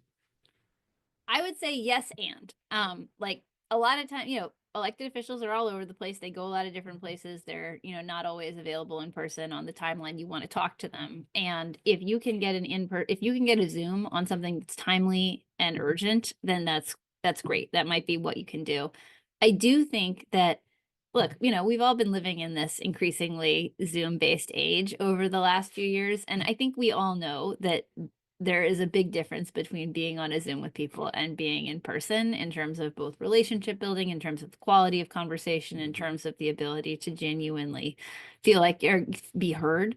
And so I think we should be kind of looking for both. We should be looking for, if we need to have like a quick conversation with folks on a Zoom, that's great. And also, these are our elected officials. It's not unreasonable for us to expect that they show up on a regular basis in person. I agree with all of that. One thing I would say is I'm seeing in the chat and I see in some of the questions, folks having trouble getting through to voicemail boxes at all, or getting through and then getting no response at all. So let me say a couple things. If you manage to get through, it's very important that you identify who you are and what your address is so that they can verify that you are a constituent. Step one. The other thing, you should actively request a call back. Or an email back or some sort of written response so you get feedback. You should request that. That's a reasonable thing to request. The other thing that you can do if you are on the phone is ask for the name of the staffer who you're talking to. Be polite. This isn't about being rude. It's about accountability. I will say there are really good interns and there are not so good interns. There are really competent legislative correspondents and there are not so competent legislative correspondents. You want that junior staffer who's taking your call to know, oh no, they know who I am and they know, and there might be repercussions if I don't do my job. So again, be friendly, but you can be insistent that you want a response friendly and firm because you are a constituent. Let's go to another specific question that came in ahead of time. Barbara from Illinois says, my two Democratic senators are on board with the asks. Who else can I reach out to? Is there a list of Republican senators likely to listen? Leah? Yeah. So we don't advise calling elected officials who are not your own elected officials. And that's for a very simple reason, which is that they, fundamentally, we're thinking about this in terms of what leverage you have in relationship to your own elected officials. You don't have leverage over somebody who does not represent your state unless you are, a uniquely powerful, famous, or rich person. You are unlikely to be able to sway their decision-making calculus if you do not live in their state and you are not organizing in their state. So, fundamentally, what we urge folks to do is think about, based on where you are, what is your leverage, and think about us all collectively as operating like a big pro-democracy team. I guarantee you there are people in Ohio and Maine and North Carolina and Alaska who are waging very spirited and determined campaigns targeting their Republican senators to try to get them to go the right way, to try to make sure that they hear from their local constituents and that their local constituents hear what they are up to. What we need, if you are not in a place where you have a Republican senator, is to think about, is your local county council doing what they need to do? Is your mayor doing what they need to do? Is your governor doing what you need to do, as well as your elected officials, your Democrats? Yeah, and also in these times, like, it's really important to start getting involved in your local politics because that is a mechanism to keep your local community safe from the federal government overreach that is absolutely happening right now. Get your local laws together, get your local ordinances together, get your local, state laws together. Make sure you're getting folks elected who are, gonna help you. Because that's important.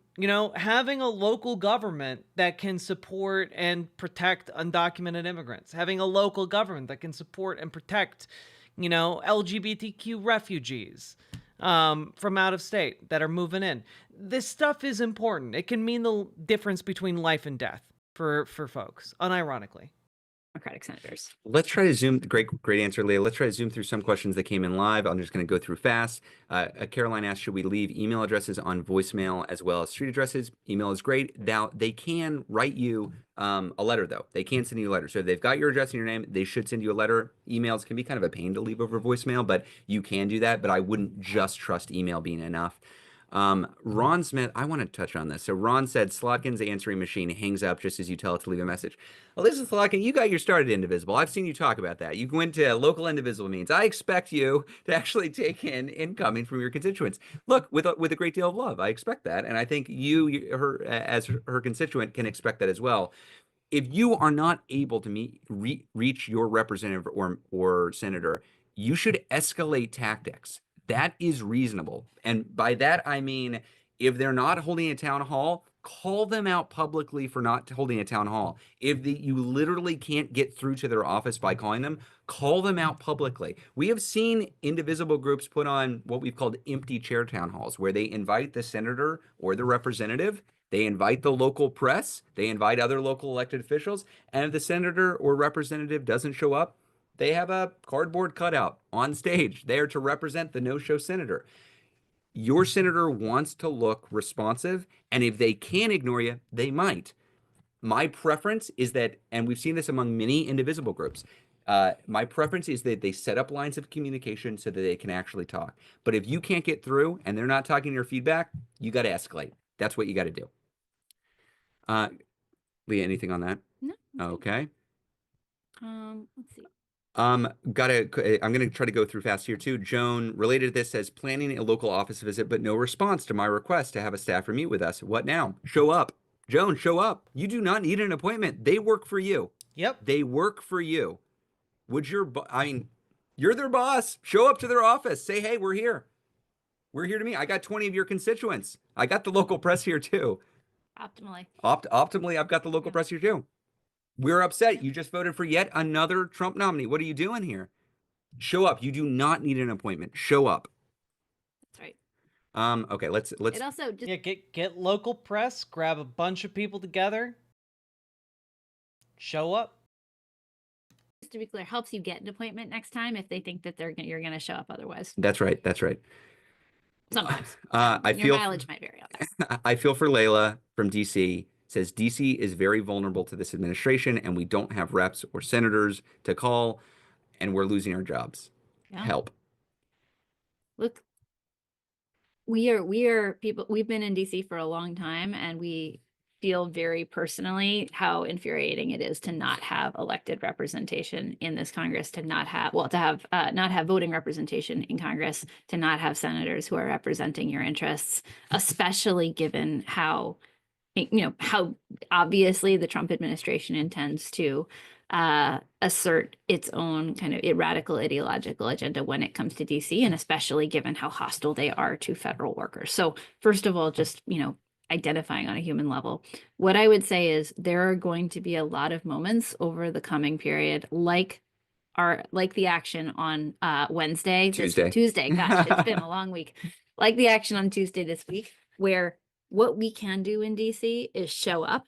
And what we can do by showing up is really help folks we're trying to help be brave, understand that they're going to have a big crowd with them when they are brave, and help folks who are trying to get away with shenanigans understand that there's going to be a big crowd watching when they try to get away with shenanigans. So, there's a lot of really determined organizing that's happening to support federal workers, to try to help people who are resisting, to try to make sure that they can't get away with any of this quietly. And so I would just encourage you to get tapped in with all of those efforts and figure out where and how you can plug in. And this is not the immediate fight in front of us right now because we lack the House, the Senate, the presidency, but we should have DC being a state. Is this stream live? It is not.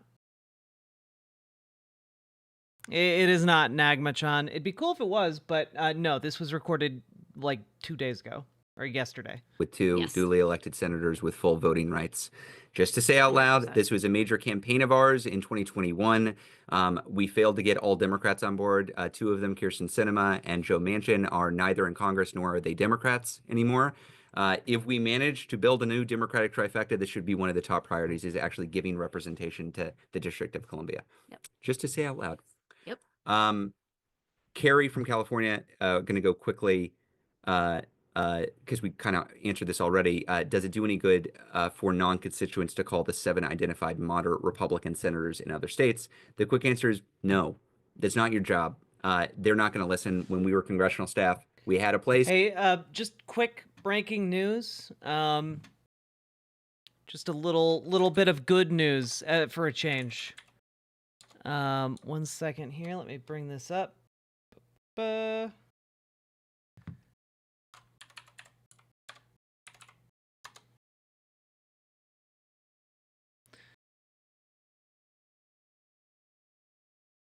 Let's pull this up. This is from 2 hours ago, but we did not catch it. Now, a federal judge has temporarily blocked Elon Musk's Doge employees from being granted access to sensitive financial information in the Treasury Department, and very importantly, any records they already obtained needs to be destroyed. So, breaking news. Yes, I'm sorry. I've been talking a lot for over 6 hours. Slurring words happens. But yeah. The records that they have already obtained need to be destroyed, meaning that all of the data that Doge employees have downloaded, there is now a court order that exists that says you need to destroy that. Now, it remains to be seen whether or not they will do that, but honestly, the more stuff that piles up, the more kind of giga-fucked they are at this point. I'm struggling to kind of articulate it. Have you guys ever wondered, like, why are these guys, like, young as shit? Why are these guys, like, 19-year-olds, 20-year-olds, etc.? It's because they're patsies. It's because they're being used as, like, fall guys when all of this inevitably comes back down on them. You know? And not only that, but, like, guys, they're fucking with, like, the CIA. They're getting, like, payment information for, like, our entire spy network. You know, they're pissing off a lot of extremely powerful and competent people who make the day-to-day business of our government work. And, like, for example, guys, Chad Loader over on Blue Sky has managed to find, like, their Pornhub accounts. You know, like, they are not secure individuals. Okay? Like, they are not, you know, operating with a whole lot of cover here. And this is just like a cursory kind of, like, scanning the internet type stuff. Right? So, like, that's impressively bad OPSEC. These people don't even know what that means. But what is very important here is that if they do ignore this, they're basically going to be like, well, the president will pardon us, right? I don't know if that is the case. You know? Like, especially if Elon Musk and Donald Trump have a falling out, there's a decent chance that, like, Donald Trump hangs him out to dry. Because that is not an alliance that is prone to longevity. No, because Lady Ringcloud, I think he deeply dislikes Elon. Basically, everyone in Donald Trump's inner circle who have been loyal to him for years through January 6th, they fucking hate him. They got the knives out for that guy, you know? There was a news story that we covered earlier in the New Republic about how basically all of Trump's inner circle despise him. And they're hoping that, like, you know, that Donald Trump's chief of staff can, like, rein him in a bit, but when the top people around Donald Trump are leaking about Elon Musk to the press, and it's been, like, I don't know, like, a couple weeks, you know, it's not good for, like, the integrity of what's happening. You know, somebody within the Trump administration made Marco Velez resign. And now Elon Musk is bringing him back. You know, one of the best things we have going for us is our enemies all hate each other. I mean, they all hate each other and they're very stupid. So, Well, yeah, Elon Musk also doesn't give a shit because he thinks he is evolved beyond the petty laws of mortals, you know? But as we've learned from the ballad of William Tell, you know, even the highest head may be brought low due to the hand upon the bow. Did you see the cover of Time magazine? I did, in fact, see the cover of Time magazine that had Elon Musk behind the desk of the president. That's sure to piss off Donald Trump. But honestly, like, let's just take a look at this real quick. Orders that sufficient reason having been shown, therefore, pending the hearing of the state's application for a preliminary injunction pursuant to Rule 65 of the Federal Rules of Civil Procedure, the defendants are: 1, restrained from granting access to any Treasury Department payment record, payment systems, or any other data systems maintained by the Treasury Department containing personally identifiable information and or confidential financial information of payees, other than to civil servants with a need to access to perform their job duties within the Bureau of Fiscal Services, who have passed all background checks, which, by the way, is no one that Elon Musk has brought in, and security clearances, and taken all information security training called for in the federal statutes and Treasury Department regulations, restrained from granting access to all political appointees, special government employees, that eliminates all of Elon Musk's guys, and government employees detailed from an agency outside the Treasury Department, to any Treasury Department payment record, payment systems, or any other data systems maintained by the Treasury Department containing personally identifiable information and or confidential financial information of payees, and 3, ordered to direct any person prohibited above from having access to such information records and systems, but who has had access to such information records and systems since January 20th, 2025, to immediately destroy any and all copies of material downloaded from the Treasury Department's records and systems, if any, and further orders that if any opposition submission by defendants be filed by 5 p.m. on Tuesday, February 11th, 2025, and that any reply by the states be filed by 5 p.m. on Thursday, February 13th, 2025, and further. So we will have some updates for this next week. But that is fucking phenomenal news, okay? Because again, there has been like some like, oh my god, what are the legal limits here? Obviously they're breaking laws, but we're not really sure what all is happening and how to codify it. But now basically there's a court saying y'all need to destroy this, and if you don't, you are in violation of the law. That's good. That is good. That is helpful. And not only that, like, they have been now prohibited from accessing that information. So at least for this weekend, we're good. You know, we've been wibble wobbling back and forth this past week. Are we okay? Are we bad? Are we not okay? We're okay. Like, yeah, it's fucking sweating while trying to land this plane.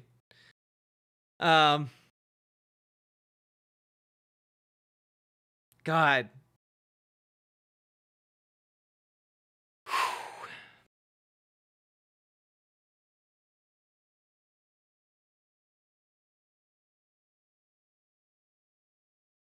It is good. However, how are they going to enforce it? Well, the issue is if someone figures out that someone has that data and hasn't destroyed it, their ass is going to jail. Their ass is going to prison, you know? I wish Dems could be just as crafty maneuvering around the law as the GOP. Apache, the issue is the GOP is not crafty about maneuvering around the law. That's kind of their secret. They're not crafty about it whatsoever. They just do it and then, you know, look at the cops and say, "What are you going to do about it, bitch?" and then dare them to arrest them. That's pretty much what happens. And currently, yeah, they also have access to a slew of presidential pardons. But anyway, that was breaking news. That's good, and I wanted you all to know about it.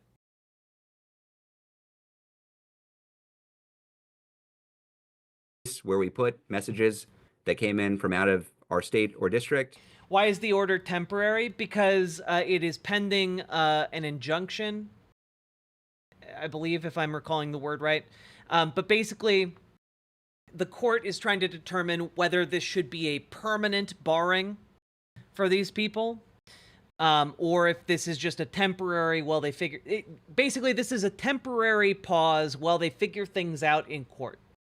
And if once they figure things out in court, it will either be dropped and Elon's boys can access the Treasury payment system again, or it will be upheld and made more binding and permanent. So that is the more likely outcome, but basically it's paused until Tuesday, at which point, or by which point, the court will need to have heard from the defendants, i.e. Elon Musk's folks, and then it will continue through Thursday, by which point there will need to be a response from those bringing the suit. So, yeah. That was some good breaking news. I like that. Honestly, it felt really good to have some positive breaking news for all of you. I forgot what it felt like, chat, to tell you good things. Whew. It's called the trash can. Yeah, I mean, also keep in mind, they all hate each other, right? All these people hate each other.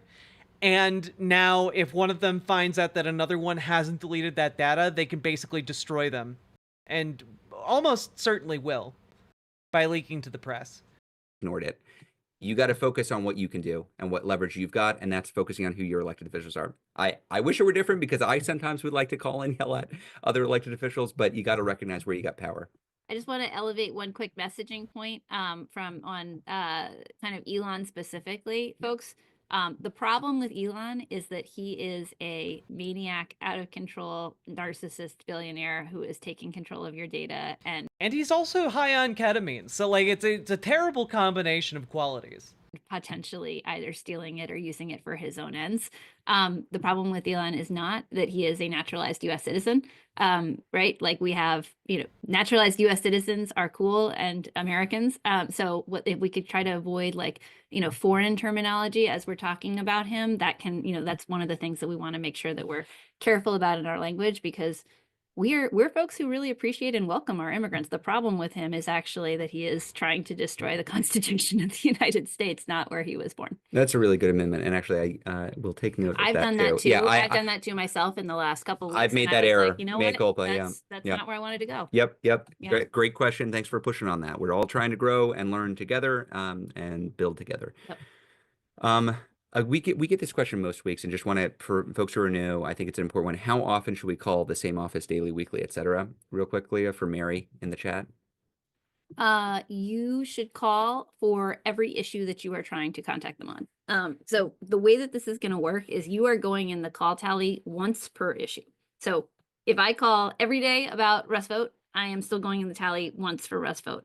But I could call every single day about a different member of the Trump cabinet who is up for confirmation, right? And so making sure that you are calling on a regular basis for anything that is happening that they're going to have to consider, that's the way to go. We will advise you. And you know what? Make sure you there are a lot of different related issues for you to call in about in order to maximize your effect. Scatter your shots across the week via the Indivisible newsletter around what are your actions for the week and where do we want you to go. So always just open the newsletter on Mondays and you will have your marching orders. Well, the reason people bring up their age, Mr. Malachite, is because it's pretty ridiculous that someone is not old enough to rent a car, but someone is old enough to have access to the single most protected, software system we have in the U.S. government. That's part of that is an issue, right? Yeah, I for example, I don't think someone who was in high school a year ago should have access to that.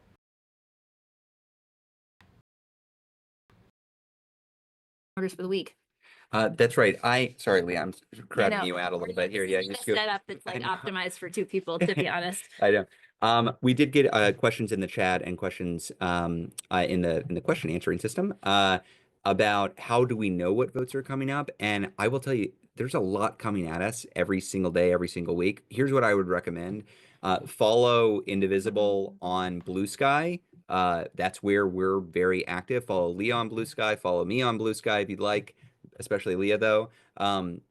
We are trying to keep people up to date on what is happening. As Leah said, every single Monday, I'm writing an intro, which Leah helps me with, and the team is writing a set of action items every single Monday going out. And in that email, we're saying, hey, here's the big stuff happening this week. There's a big vote coming up. There's a big nomination. There's a big debate. We're trying to keep you informed in real time and cut through. Well, Amber Brains, she's your kid, so obviously she turned out great. The noise and say this is where we are actually working together. So I would also highly encourage you to identify sources of good information. That's not just going to be the New York Times and the Washington Post and CNN. Find the folks who are actually telling you the truth. Find the Jess Cravens of the world. Find the folks who might not have an official mainstream media platform. We need to be building up free and independent sources of information because I'm not relying on those other sources right now. I'm relying as much on the sources of folks who are in this fight, who are not trying to purport to have a BS unbiased point of view, but have a bias towards democracy, who are actually organizing to try to stop what's going on. So I would encourage you, we've made recommendations before. We'll follow up with some of those recommendations. We welcome your recommendations as well.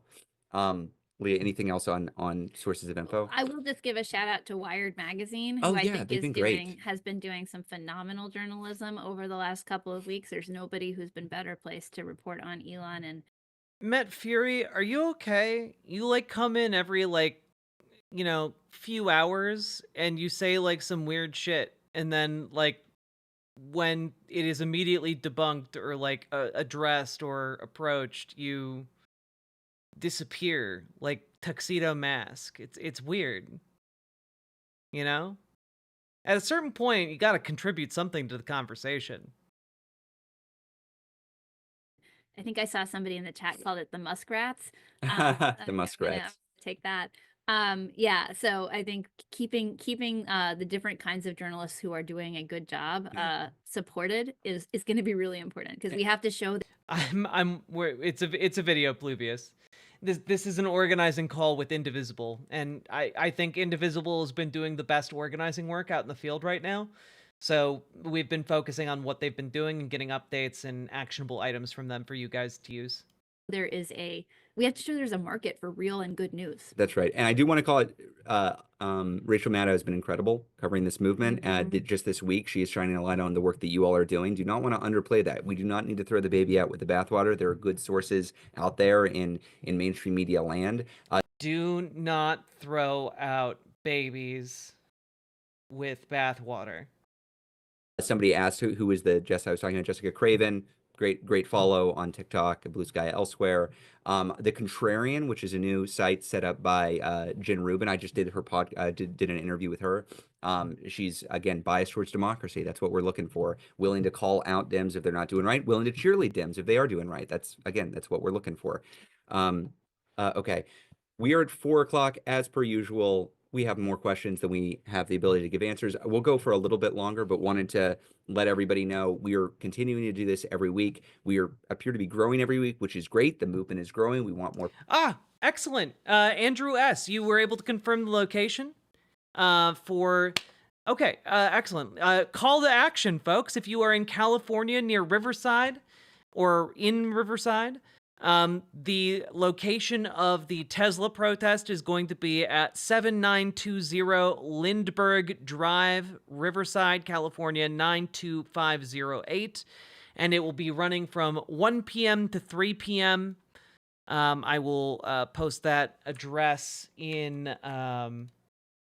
I'll post that info in all the chats. There we go. Hey, Tipster, how you doing? There we go. There we go.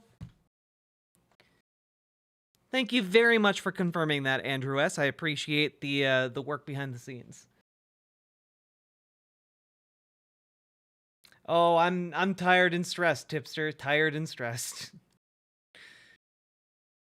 For people in. Leah, any words for people who have to drop off now?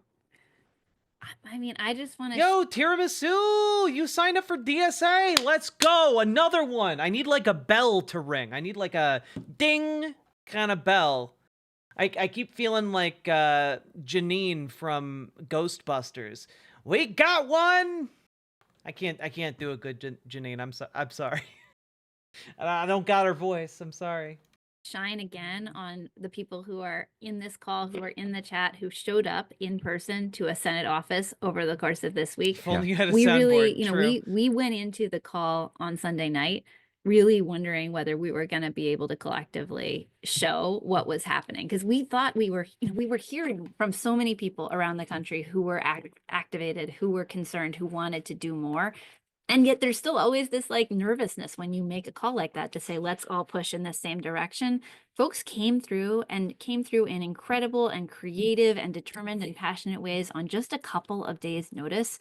And we're just like incredibly proud to be in the movement with you. And I hope you understand how much it has single-handedly shifted the national discourse in a matter of a couple of days. Because if you are looking at what Democrats were saying a week and a half ago, if you're looking at what Lisa Murkowski was talking Yeah, keep in mind, guys, it has been less than a week since Democrats returned to Congress. It has been less than a week since Democrats returned to Congress. We've made a lot of movement so far. about a week and a half ago. And if you're looking at it right now, it's night and day. And that is the dedicated power of constituents. That is you. That's right. For folks who are asking, 3 p.m. every single Thursday, Lee and I will be answering questions live. You can ask questions in the chat. If you want to join Blue Sky and ask questions there, we're trying to stay as engaged there. We're trying to push out our perspective wherever we can. We also welcome constructive feedback. We're trying to improve. We know there are a ton of questions out there that we're not able to get to. Next week I will not be sick, God willing, and hopefully Leah won't have caught it by then, but come rain or shine, in sickness and in health, we will be here with you Thursdays at 3 p.m. Eastern every week until we get rid of these guys who are trying to take over our government. With that said, should we cover a couple more? We'll do a couple more. Okay, Let's we'll cover a couple go. more questions. We actually had a whole set of questions, a couple of questions on mass deportations that I'd like to cover. Christine from New Jersey. And if you got to go, we love you. Thank you for joining. Yep. And we'll see you again next week. Please bring more people on. We're trying to build this movement up. There were a couple questions on mass deportations that I want to ask. One from New Jersey, Christine said, what is the status of deportations? Are they legal? How many have been deported so far? Are the raids being conducted? And then Diane in Arizona asked, in Arizona, what can we do to be more proactive to oppose the mass deportation programs? Yeah, great question. So the answer, very high level answer is they have been rolling out more aggressive enforcement actions across the country in a variety of different places. And it's also hard to have a full appraisal of exactly what's going on because we rightfully do not trust these people at all in terms of what they are doing and how they are releasing information. This is both a combination of very real harm and pain and suffering that they're attempting to inflict on people, and also PR that they are attempting, the story that they are attempting to tell, and those things kind of get merged. It's causing real pain, and they're also trying to kind of Hey, Sake Tanuki. They're answering questions? I can finally get my theoretical math homework done. Yeah, you just have to ask, okay? They're taking any questions, all right? They're just lay it on them, Sake Tanuki. Thank you for the 5 tier 1 subs. I appreciate it. And also, thank you for injecting some much needed BWA to the end of the stream. I appreciate that. Stress this as a central theme of what they are doing. And which makes it hard to get accurate information about exactly how many people, where, et cetera, how it differs from what was happening before, et cetera. What we know is that they have announced, their intention to remove previous prohibitions on going after folks in churches, in schools, in educational institutions, in hospitals. What we know is that there have been multiple enforcement actions and raids that have swept up larger numbers of people, including, folks who were not, including American citizens. What we know is that this is causing enormous pain and fear and, widespread communities feeling like they need to go underground amongst our immigrant neighbors and friends. So fundamentally, what I would say is, to answer the second question, is we just want to get information with our local immigrant rights organizations wherever we can find them, because they are the ones who are going to have the best information on what is happening in your town, in your county, in your neighborhood. They're going to want the ones who are going to have the best information for how you plug in and how you can defend them. If you are part of an indivisible group, it can help a lot to sort of offer the labor of your group rather than saying, I got, interact with these 50 different random people who all want to help. You can kind of be an organized director of volunteer support, and that can be really useful. But the first and most important thing is making contact with people who've got accurate information and can help direct you. Great info there. Got a question. I like this question. I really appreciate that it's clear that they have been in this type of organizing for a long time and have good, like, general advice for organizing on a local level. From Peggy from Illinois. Who is our leader and who can we depend on to lead us out of this nightmare? Peggy, I've got some bad news and some good news for you. The bad news is, if you're looking to me and Leah, like, we're not the leader of this movement. If you're looking to the national level, there is no leader out there who's going to ride in on a horse and save all. Yep. No one is coming to save us, chat. We gotta save ourselves. Time to roll up the sleeves and get to fucking work, all right? That fucking felt excessive. I'm sorry, chat. I'm being too uncouth with my language. Fave Star Trek Starship class? That's so hard.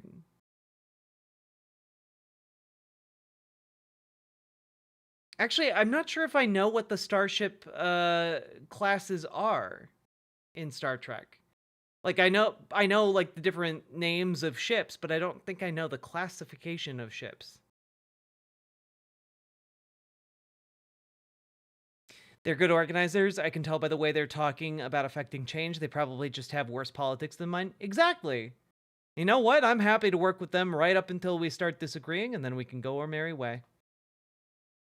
Pick a ship, and I'll tell you. The Stargazer. What is the Stargazer? All of us. That's the bad news. That it's not somewhere else if you're looking for this. The good news is you're the leader of this. That's the good news. The Indivisible movement, we've got about 1,200 local Indivisible groups. More groups joined in November than any month since 2017. I said this earlier, more in December. You mean a goth mommy isn't coming to scoop me up in her beefy arms and whisk me away? No, you must become the goth mommy. Than in January, more than in January than December. Class. I like the These Stargazer. Are the leaders of the movement. They're at the local level. They are the ones who are actually driving this and changing what is politically possible. I can get in front of a mic in front of the Treasury building and yell about how Chuck Schumer needs to start fighting back. That is meaningless if there are not people who are leading the movement at the ground level to push their own senators. No individual one of us is going to lead this. Our only hope is if we all, frustrating as it may be, as annoying as it is, if we all say, well, I guess we've got to get our friends and family members together and start fighting back. That's how we do this. So, and you know what? Maybe if we keep them fighting after we've won, we could fight for, like, I don't know, better stuff in general. Just kind of an idea. You know, like, maybe an ongoing fight after this initial one is won. I'm just spitballing here. Maybe we could push for better things in the future instead of just not bad things. Yeah, like some kind of healthcare for all type system. I don't know. I'm just spitballing here. Where is our leader? Look around. Look around you. That's where they are. And we need you in it. So if you're brand new to Indivisible, if this is your first call, I hope you'll find your local Indivisible group. If you look around and you don't see one, I hope you'll start it. When you look around and see the 260 Indivisible group actions that are happening all over the country, a lot of those folks got their start in the last few weeks. Well, the issue is, Johnny Ramo, that Republicans haven't thrown out the game book just yet. If they ever do, well, then organizing will have been useful because the people being organized will have other tasks to do that aren't just making phone calls. few days. I saw an action in Maine from an indivisible group in Waldo County. Brand new indivisible group is now putting pressure on Susan Collins. How great is that? We need that kind of action all over the country. These folks aren't superheroes. They're just like you. They're fed up. They want to see their electeds fight back, and so they're organizing to make it happen. Leah might be our leader. Okay, I'll just put that out there. Another question. I know we're getting near time. Avery in Colorado, we get a lot of questions about media, and so we haven't covered it yet. So I do want to touch on this before we close out.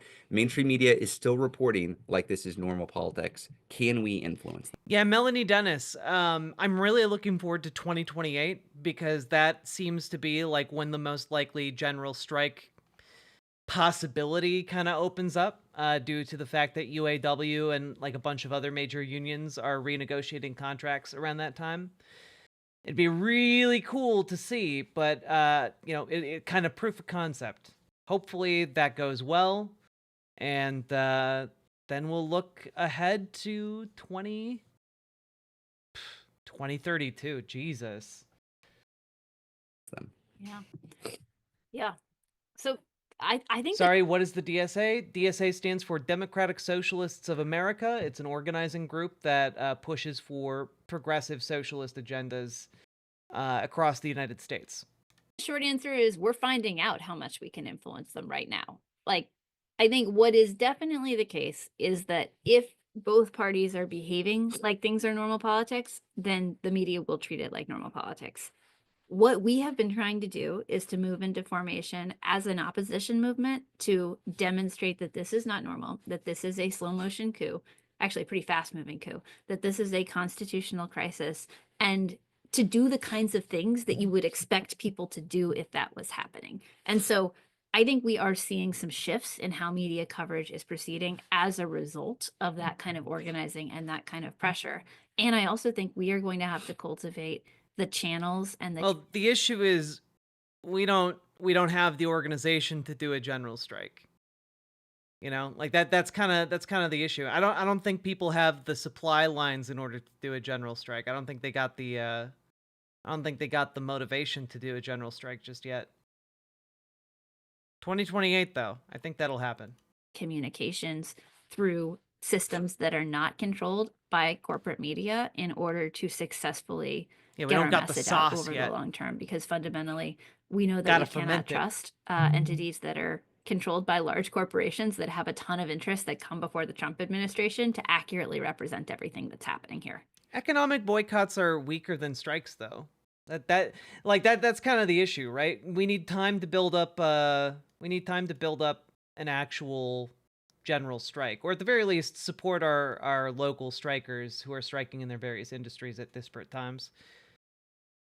That's right. And so let me just build off this because I think this might be our survey that we follow up with tomorrow. We'll work on the language, but one thing that we've recognized that's different about this moment compared to 8 years ago is just the media ecosystem is much weaker than it was before. Oh, the reporting has been so dog shit, dude. You are 100% right. Increasingly large number of people are not getting their information from mainstream media. They're not getting it from the New York Times or the Washington Post or CNN, right? We've had to get so much information directly from this call. It's kind of ridiculous.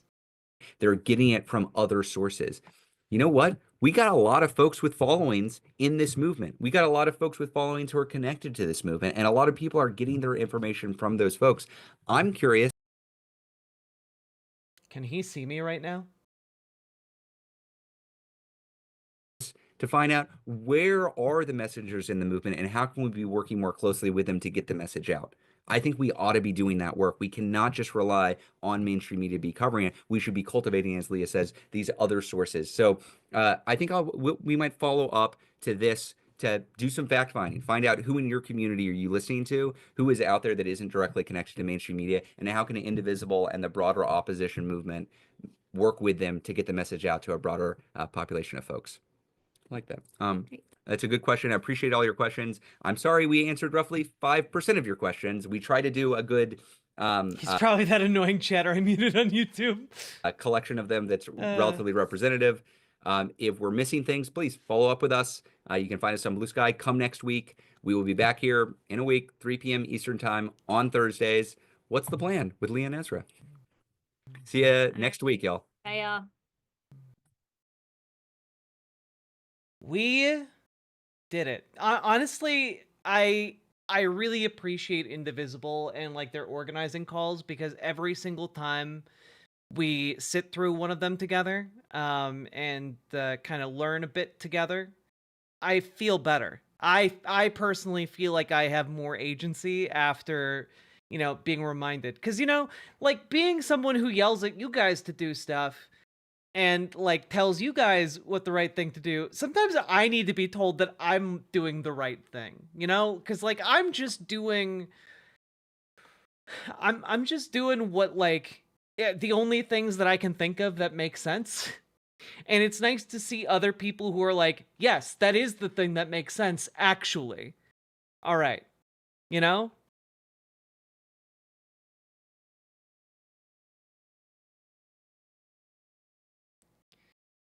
Whew.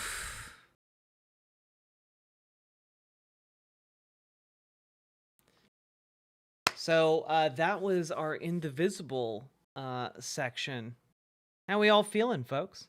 They actually show a road forward, unlike Doom posters, because they are actual organizers, not internet yellers. Yeah, I'm not interested. I'm not interested in yelling on the internet just for yelling's sake, you know? That's not interesting, and it's not helpful. I think it can be entertaining to some folks, but like generally speaking, like we got better stuff to do. Like we got streets to yell in, you know? Ugh, they motivate me. I'm talking to my friends and my mom about the SA. Let's go, Princess Fiona.